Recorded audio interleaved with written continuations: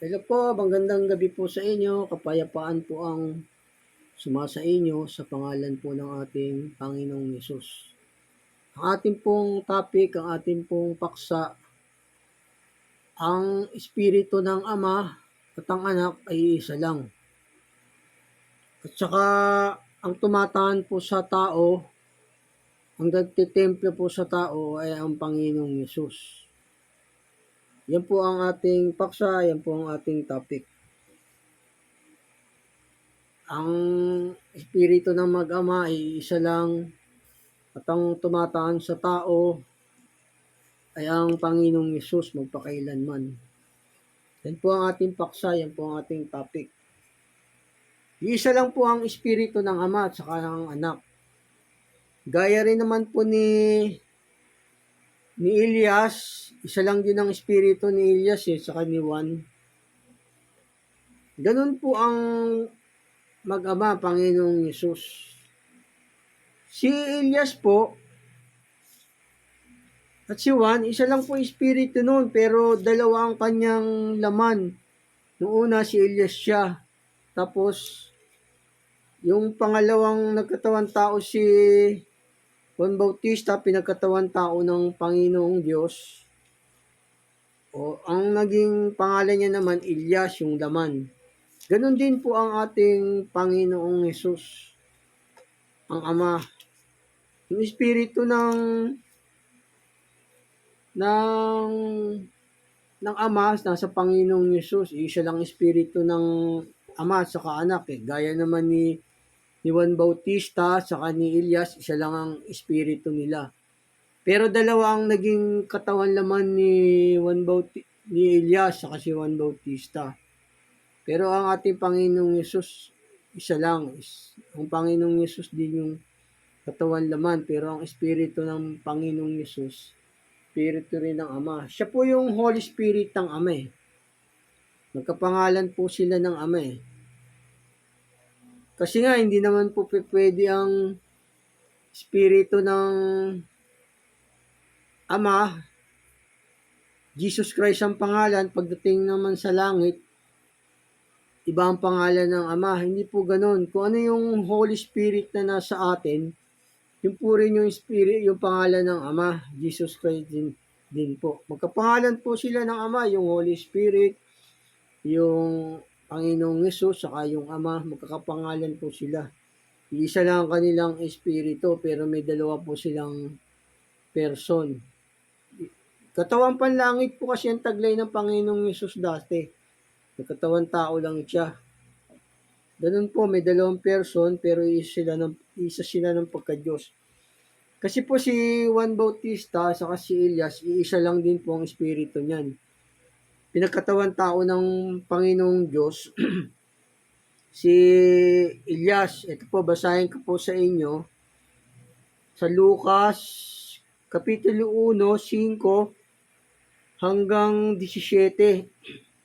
Nagkaroon ng mga araw ni Herodes na hari sa Judea. Isang saserdote ang ngalay Sakaria sa pulutong ni Abias at naging asawa niya ay isa sa mga anak na babae ni Aaron at ang kanyang ngalay Elizabeth. At sila'y kapwa matuwid sa harapan ng Diyos, nagsilakad na walang kapintasan sa lahat ng mga utos, mga palatuntunan ng Panginoon. At wala silang anak sapagkat baog si Elizabeth at sila'y kapwa may pataw ng maraming taon. Nangyari nga samantalang ginaganap niya ang pagkasaserdote sa harapan ng Diyos ayon sa kapanahunan ng kanyang pulutong, alinsunod sa kaugalian ng tungkuling pagkasaserdote ay naging palad niya ang pumasok sa templo ng Panginoon at magsunog ng kamangyan. At ang buong karamihan ng mga tao ay nagsisipanalangin sa labas sa oras ng kamangyan. At napakita sa kanya ang isang anghel ng Panginoon na nakatayo sa dakong kanan ng dambana ng kamangyan. At nagulimihanan si Zacarias pagkakita niya sa kanya at dinatnan siya ng takot. Datapwat sinabi sa kanya ng anghel, "Huwag kang matakot, Zacarias, sapagkat dinig ang daing mo at ang asawa mong si Elizabeth ay manganganak sa iyo ng isang lalaki at tatawagin mong Juan ang kanyang pangalan. At magkakaroon ka ng kaligayahan, ligaya at galak at marami ang maliligaya sa pagkapanganak sa Kanya. Sapagkat siya'y magiging dakila sa panginingin ng Panginoon at siya'y hindi inom ng alak ni matapang na inumin at siya'y mapupuspos ng Espiritu Santo mula pa sa tiyan ng kanyang ina. Marami sa mga anak ni Israel ay papabaliking loob niya sa Panginoon sa kanilang Diyos. At siya lalakad sa unahan ng kanyang muka na may espiritu at kapangyarihan ni Elias upang pabaliking loob ang mga puso ng mga ama sa mga anak. At ang mga suwail ay magsilakad sa karunungan ng matuwid upang ipaglaan ng Panginoon ng isang bayang nahanda. Ayun, yung espiritu ni Elias at ni Juan Bautista, iisa lang po yun. Pero dalawang naging katawan naman ni Elias at ni Juan. Isa lang sila ng espiritu, yung si Elias at si Juan. Ganon din po rin yung Panginoong Yesus. Iisa lang sila ng espiritu ng Ama yung pinagkatawan tao lang ng Panginoong ng Ama, yung kanyang espiritu. Pangalan Jesus. Pero yun din po yung pangalan ng ating Ama at ng Holy Spirit. Isa sila ng pangalan. Ganito rin po ganon din po si Elias. Isa lang espiritu ni Elias sa kaniwan Basahin ko po sa inyong muli dito. Sa Lucas 16, at marami sa mga anak ni Israel, kapag pabaliking loob niya sa Panginoon na kanilang Diyos, at siya lalakad sa unahan ng kanyang mukha na may espiritu at kapangyarihan ni Elias upang pabaliking loob ang mga puso ng ama sa mga anak. O yun, iisa lang po espiritu ni Elias tsaka ni Juan. Ganon din po yung Panginoong Yesus, iisa lang espiritu ng ama saka anak Ganon din po, isa lang po ang espiritu ni Juan Bautista sa ni Juan. Gaya ng sinabi ng Panginoong Yesus din dito sa may 11. Ito po sa 11 ni Mateo, ang si Juan at si Elias, isa lang ang kanilang espiritu. Ganon din po yung Ama. Kasi kung ano yung taglay ng tao na espiritu, yun po yung siyang talaga, gaya ni Juan Bautista, taglay niya yung espiritu ni Elias. Si Elias din po yun, ganun po yun. Ganun din po yung ating Panginoong Yesus, espiritu siya ng Ama Ganun din po yun. Ito po, basahin ko po sa inyo sa 11 ni Mateo. Si Juan at si Elias, isa lang ang espiritu nila Ito po sa 11 ni Mateo, 11 hanggang 15. Kapitulo 11, ang kabanatay 11 hanggang 15. Katotohanan ang sinasabi ko sa inyo, sa gitna ng mga ipinanganak ng mga babae ay walang lumitaw na isang dakila kaysa kay Juan Bautista. Gayunman, ang lalong maliit sa kaharian ng langit ay lalong dakila kaysa kanya. At mula sa mga araw ni Juan Bautista hanggang ngayon, ang kaharian ng langit ay nagbabata ng karasan at kinukuha ng sapilitan ng mga taong mararahas. Sapagkat ang lahat ng mga propeta at ang kautusan hanggang kay Juan ay nagsipanghula. At kung ibig ninyong tanggapin, siya si Elias na paparito. O yun po, si Elias po at si Juan isa lang ang kanilang espiritu Ganon din po yung Ama, ang Panginoong Yesus. Isa lang din ang kanilang espiritu ng Ama. Kaya nga sabi ng Panginoong Yesus ako tang Ama iisa O, isa lang po talaga ang espiritu ng mag-ama. Ganon po. Gaya ni Elias. Ito rin po, mababasa rin po natin yan sa sa may 17 ng Mateo, 10. At tinanong siya ng kanyang mga alagad na nagsasabi, bakit nga sinasabi ng mga iskriba na kinakailangan pumarito muna si Elias? At sumagot siya at sinabi, katotohanan si Elias ay paririto at isasauli ang lahat ng mga bagay. Datapwat sinasabi ko sa inyo na naparito na si Elias at hindi nila siya nakilala. kundi ginawa nila sa Kanya ang anumang kanilang ibigin. Gayon din naman ang anak ng tao magbabata sa kanila, na magkagayoy na pag-unawa ng mga alagad na si Juan Bautista, ang sa kanila ay sinasabi niya, o yan po, iisa po ang espiritu ni Juan Bautista tsaka si Elias Ganon din po yung Panginoong Yesus, espiritu siya ng Ama Nagkatawang tao lang po yung espiritu ng Ama Nagkatawang tao niya yung espiritu niya Ang pangalan ay Jesus Espiritu rin po siya ng Ama. Ganon po yun.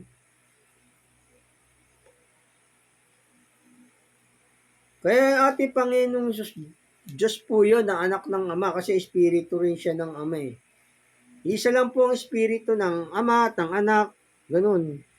Gaya rin naman ni Juan Bautista, saka ni Elias, isa lang din ang espiritu niya Ito po, babasahin ko po sa inyo na isa lang ang espiritu ng mag-ama. Ito po sa Efeso 2:18. Sapagkat sa pamagitan niya, tayo may pagpasok sa isang espiritu rin sa Ama. O yun Sa Efeso 2:18 po, isa lang espiritu ng Ama at ng Panginoong Yesus. Basahin ko po sa inyo muli. Sapagkat sa pamagitan niya, tayo may pagpasok sa isang espiritu rin sa Ama. Ayun po, sa Efeso 2:18 po, isa lang po ang espiritu ng Ama at ng Anak. Ito rin po, mababasa rin po natin yan sa may Efeso 4 na isa lang espiritu. Sa 4:4 po ng Efeso, may isang katawan at isang espiritu, gaya ng pagkatawag sa inyo sa isang pag-asa sa pagtawag. O yun po, isa lang po ang espiritu ng Ama at saka ang Anak. Kaya ganoon din po yung si Juan Bautista at si Elias. Pinagkatawang tao lang ng Panginoong ng Ama yung kanyang espiritu. Ang pinangalan yung Jesus. Ganoon din po. Kasi ang pangalan talaga ng ating Diyos, Jesus Christ. Magkapangalan po talaga sila ng Ama. Ito po sa Apokalipsis 3:1 kasi espiritu rin siya ng Ama Sa Apokalipsis 3, Kabanata 1. At sa anghel ng iglesia sa Sardis ay isulat mo, ang mga bagay na ito ay sinasabi ng may 7 espiritu ng Diyos. O yun yung Panginoong Yesus. Merong 7 espiritu ng Diyos. Na may 7 bituin, nalalaman ko ang iyong mga gawa na ikaw ay may pangalan, ikaw ay nabubuhay. Ayun Isa lang po ang espiritu ng Ama, ng Anak. Ganun po, isa lang po yun. Pinagkatawan tao po ng Ama yung kanyang espiritu. Pero ang Panginoong Yesus, pinanganak na po yan ng Ama sa kanyang sariling espiritu. Kasi espiritu lang din siya ng Ama Ayun po ang topic natin na unang natapos, ang espiritu ni Elias at saka ni Juan isa lang. Kung ano po kasi yung nasa katawan ng tao, yung espiritu, yun po yung talagang owner nun. Siya yung may-ari. Gaya ni Juan Bautista, espiritu siya ni Elias. Si Elias po talaga yon. Ganon din po yung Panginoong Yesus. Espiritu niyang Ama yung nasa kanya Kaya siya, Diyos po yung Panginoong Yesus. Espiritu rin siya ng Ama Ganon po, God bless po. Sana intindihan nyo. Ang tumataan po sa tao, ang Panginoong Yesus, siya po yung nasa tao, yung espiritu ng Panginoong Yesus magpakailanman. Kaya nga nasa kanya yung buhay, at ang buhay siyang ilaw ng sangkatauhan. Siya po yung Diyos na gumagawa sa lahat. Sabi ng banal na kasulatan, ito po sa may Pilipos 2:13, siya yung nasa tao. Kung sino yung bumili ng kasalanan, tumbos ng kasalanan, siya po yung nasa tao. Siya po yung tumataan sa tao, yung Panginoong Yesus. Siya po yung tumataan sa tao magpakailanman. Holy Spirit siya ng Ama kasi anak siya ng Ama. Isa lang espiritu kasi ng Ama at saka anak Ito po, yung tayo nabubuhay dahil sa Panginoong Yesus, siya yung nasa ating mga katawan. Kung sumasampalataya po tayo sa Ama, sa Anak. Siya po yung nananahan sa atin. Siya po yung nagbabahay sa atin, nagtitemplo. Ito po yung sabi ng Pilipos, Kapitulo 2, ang kabanatay 12. Kaya nga mga minamahal ko, kung paano ang inyong laging pagsunod, kung paano lagi inyong pagsunod na hindi lamang sa harapan ko, kundi bagkus pa ngayon ako'y wala, ay lubusin ninyo ang gawain ng inyong sariling pagkaligtas na may takot at pakikinig, sapagkat Diyos ang gumagawa sa inyo maging sa pagnanasa sa paggawa, ayon sa kanyang mabuting kalooban. Yung Diyos po ang gumagawa sa atin, ayon sa kanyang mabuting kalooban. Sabi po rito sa Pilipos 2.13, basahin ko po sa inyo muli. Sapagkat ang Diyos ang gumagawa sa inyo maging sa pagnanasa sa paggawa ayon sa kanyang mabuting kalooban. Ayun, yung Diyos na yan, yun yung Panginoong Yesus na gumagawa sa tao. Siya po yung gumagawa sa tao. Ito po sa 1.29 ng Kolosas. Siya po yung nasa tao talaga, yung Panginoong Yesus. Kasi siya yung tumubos sa ating mga kasalanan eh. Ito, gaya naman sinabi ni Apostol Pablo, siya yung nasa tao. Siya naming inahayag na pinahalahan ng bawat tao at tinuturuan ng bawat tao sa buong karunungan upang mahirap naming sakdal kay Kristo ang bawat tao. Na dahil dito ay nagpapagal din naman ako na nagpipilit ayon sa kanyang paggawa na siyang gumagawa sa akin na siyang gumagawa sa akin ay gumagawa na may kapangyarihan. O yun o. Gumagawa kay Pablo, yung Panginoong Yesus, siya yung ang tumatahan na espiritu kay Apostol Pablo, yung Panginoong Yesus Ito, basahin ko po sa inyo muli. Sa 1.29 ng Kolosas. Na dahil dito ay nagpapagal din naman ako na nagpipilit ayon sa kanyang paggawa. Na siyang sa akin ay gumagawa na may kapangyarihan. O yung Panginoong Yesus po ang nasa tao magpakailanman. Siya po yung Holy Spirit na nasa tao talaga. Gaya naman dito na mababasa rito sa sa Gawa 27:24, siya po yung tumatahan sa tao. Ito po sa sa 17:24 ng Gawa.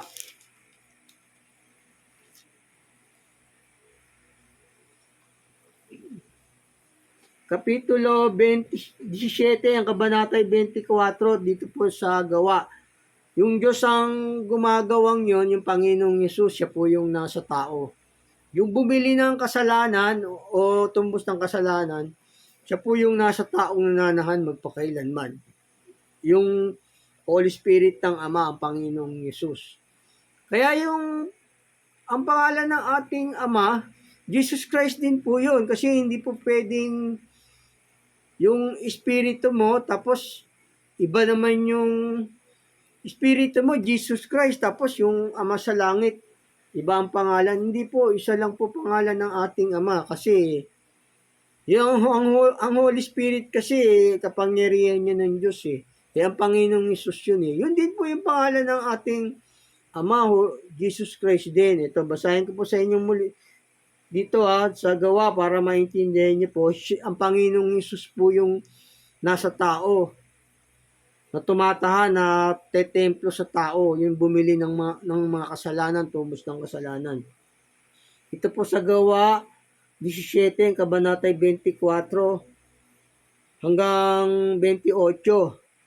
Ang Diyos na gumawa ng sanlibutan at lahat ng mga bagay na naririto, siya palibas ay Panginoon ng langit at ng lupa, ay hindi tumatahan sa mga templong ginawa ng mga kamay.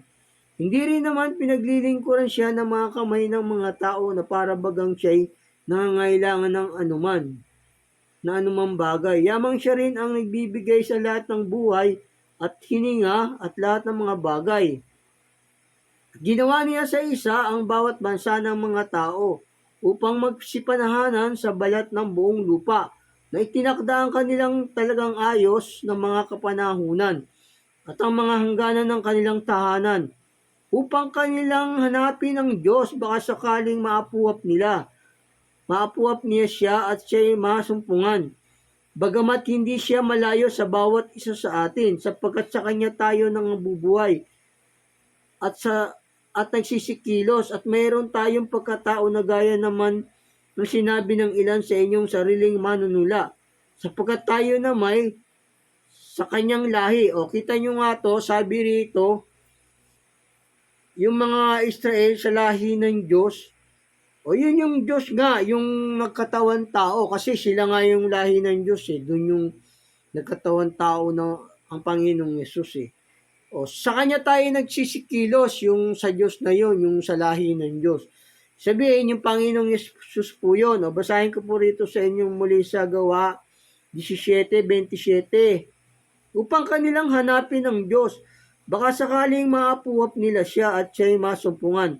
Bagamat hindi siya malayo sa bawat isa sa atin, sapagkat sa Kanya tayo nangabubuhay at nagsisikilos. O yun, nagsisikilos tayo sa Kanya kasi nga siya ang tumataan sa tao, yung Panginoong Yesus eh.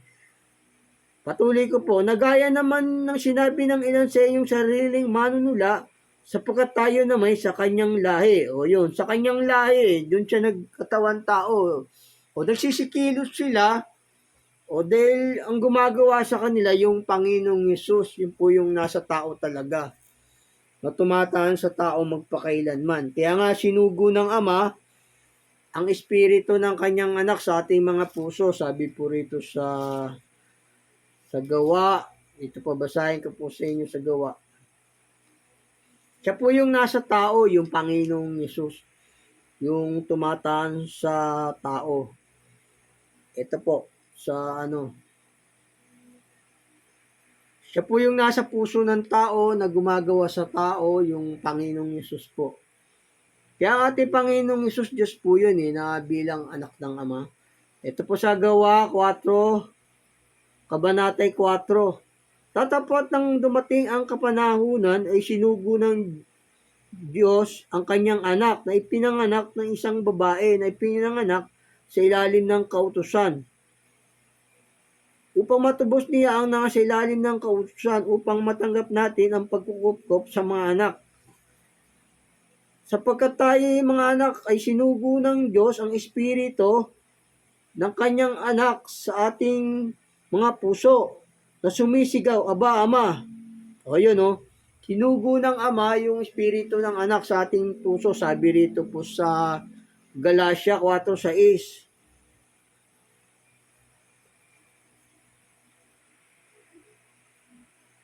Basahin ko po uli rito sa inyo sa Galatia 4:6. Sapagkat tayo mga anak ng Diyos, ay sinugo ng Diyos ang espiritu ng kanyang anak sa ating mga puso na sumisigaw, Aba, Ama. O yun May sulat po kasi rito kaya medyo mahirap basahin. Pero yun po, ito basahin ko po sa inyo muli. Sapagkat tayo mga anak ay sinugo ng Diyos ang espiritu ng kanyang anak sa ating mga puso na sumisigaw, Aba, Ama. O yun. Yung espiritu ng anak sinugo sa ating mga puso. Kaya ang tumataan po sa tao, yung Panginoong Yesus, magpakailanman po yun. Siya po yung Holy Spirit ng Ama na tumataan sa tao. Magpakailanman.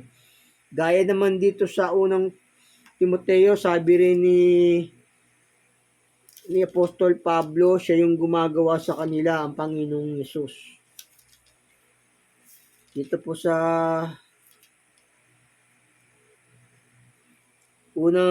ikalawang Timoteo 1:14. Yaong mabuting bagay na ipinagkatiwala sa iyo ay ingatan mo sa pamagitan ng Espiritu Santo nananahan sa atin. O yun, ang Panginoong Yesus ang nananahan sa tao. Wala na pong ibang Diyos na tumataan sa tao kundi ang Panginoong Yesus. Siya po yun. Isa lang po kasi ang Espiritu ng Ama at ang Anak. Kung sino po yung bumili sa kasalanan, yun po yung talagang tumataan sa tao. Ito po, basa dito po sa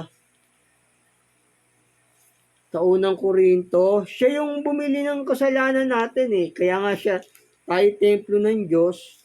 Siya yung nagtetemplo sa atin, yung Panginoong Yesus. Babasahin ko rito sa inyo. Sa unang Korinto 3, ang kabanata ay 16. Hindi ba ninyo nalalaman na kayo'y templo ng Diyos at ang Espiritu ng Diyos ay nananahan sa inyo? Kung gibayin ng sino man ang templo ng Diyos, siya igigiba ng Diyos, sapagkat ang templo ng Diyos ay banal. Ng templong ito ay kayo. O tayo yung templo ng Diyos eh. Ang Panginoong Yesus po yung tumatahan na Diyos sa atin. Wala na pong ibang Diyos na pangalan, kundi yung Panginoong Yesus. Dito rin po mababasa rito sa 6, 17 hanggang 20 ng unang Korinto. Kapitulo 6, ang kabanata ay 17 hanggang 20.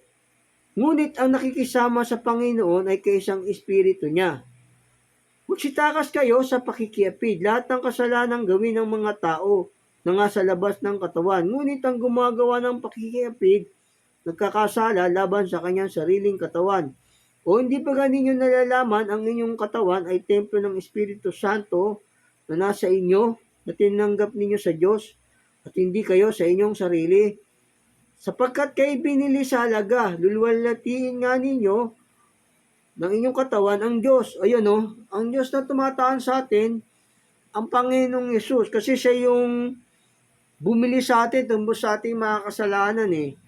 Kaya wala na pong ibang pangalan ng Diyos o Espiritong tumataan sa tao, kundi ang Panginoong Yesus.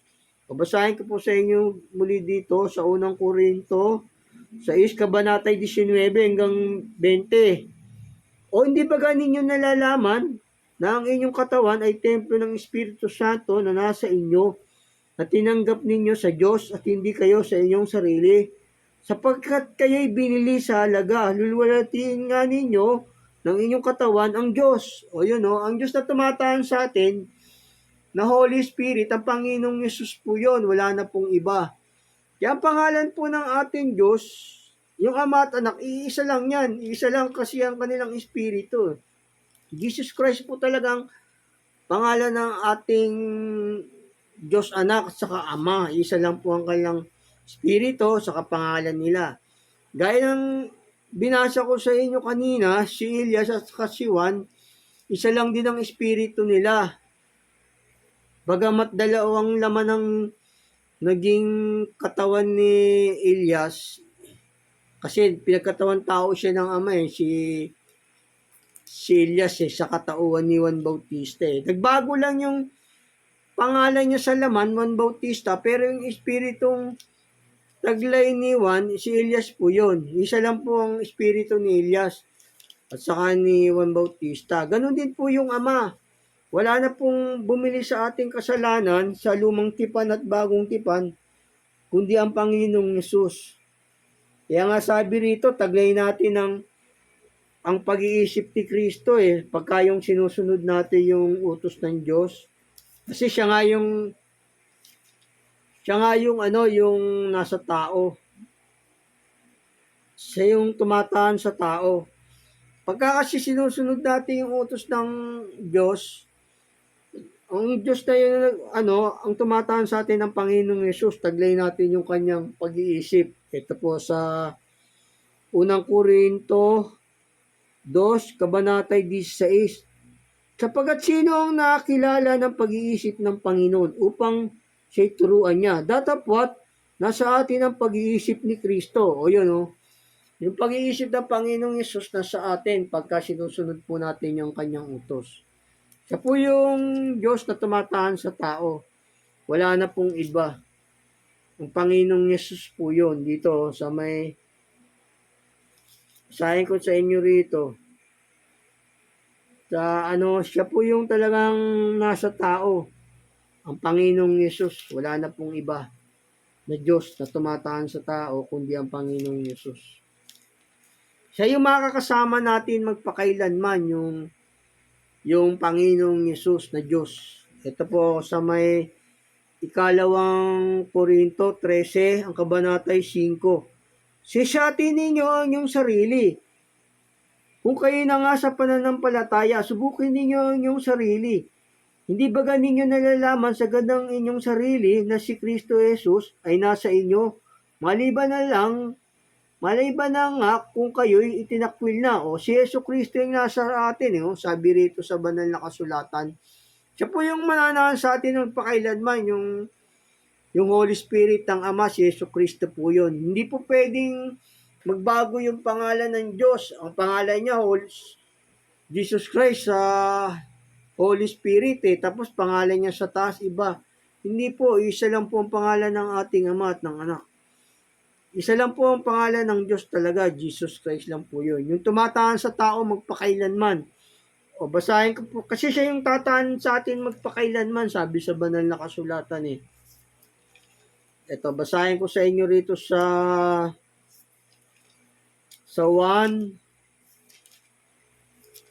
Siya po yung tumataan sa tao magpakailanman Ay, yung Espiritu ng Panginoong Yesus yun. Yung Espiritu kasi ng Panginoong Yesus, Espiritu rin ng Ama Kaya hindi pa pwede yung pangalan ng ating Ama sa langit, mag-iiba yun Yung Holy Spirit na nasa atin, Jesus Christ, tapos ang pangalan ng Ama sa langit, iba? Hindi, magkakaisa lang po silang pangalan. Ito po ang sabi ng Panginoong Yesus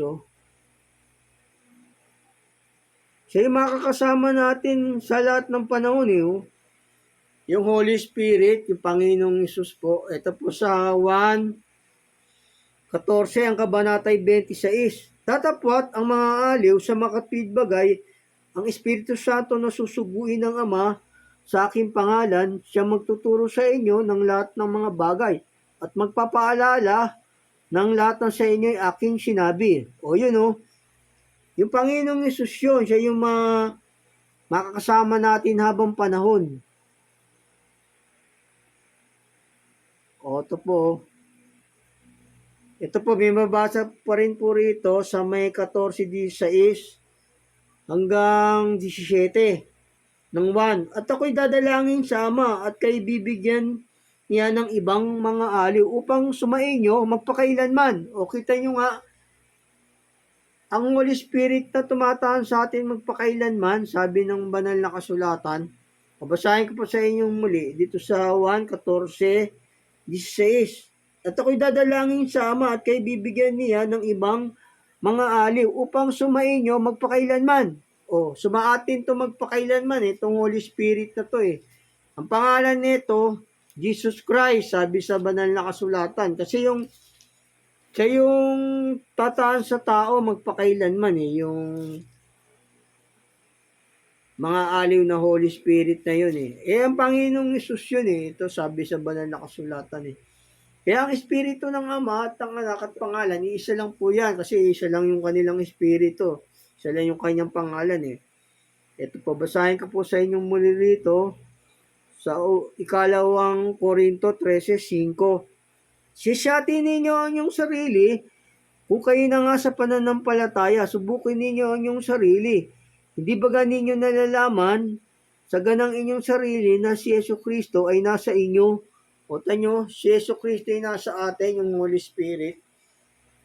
Kaya ang pangalan ng ating Diyos, Jesus Christ din po yan. At yung Ama, yung Anak.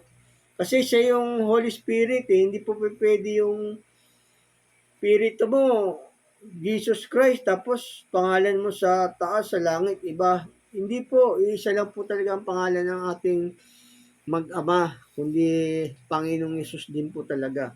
Kasi siya yung makasama natin habang panahon, sabi sa banal na kasulatan Kaya ang pangalan ng ating Ama at Panginoong Yesus, isa lang po yan. Magkapangalan sila ng Ama. O to, basahin ko sa inyong muli, yung Holy Spirit na yun, siya yung mananahan sa atin magpakailanman Ito sa 1:14-16. At ako'y dadalangin sa Ama at kayo bibigyan niya ng ibang mga aliw upang sumainyo magpakailanman. O yun yung mga aliw sumaatin magpakailanman. Ang sabi rito sa unang Korinto 13:5, yung Panginoong Hesus po yun. God bless po. Sana naunawaan nyo ang talagang pangalan ng ating Diyos na nasuma sa tao na bumili ng kasalanan, kundi ang Panginoong Hesus. Siya po yun. Magkapangalan po yung ating Ama at Anak. Isa lang po sila ng Espiritu at kapangyarihan. Gaya naman po ni Elias at ni Juan, isa lang ang kanilang kapangyarihan at Espiritu. God bless po. Magandang gabi po. Sana po naunawaan nyo, ang Espiritu ni Juan at ni Elias ay isa lang ang kanilang Espiritu at kapangyarihan. Ganon din po yung Panginoong Hesus. Isa lang din po ang kanilang pangalan at kapangyarihan ng Mag-ama. God bless po.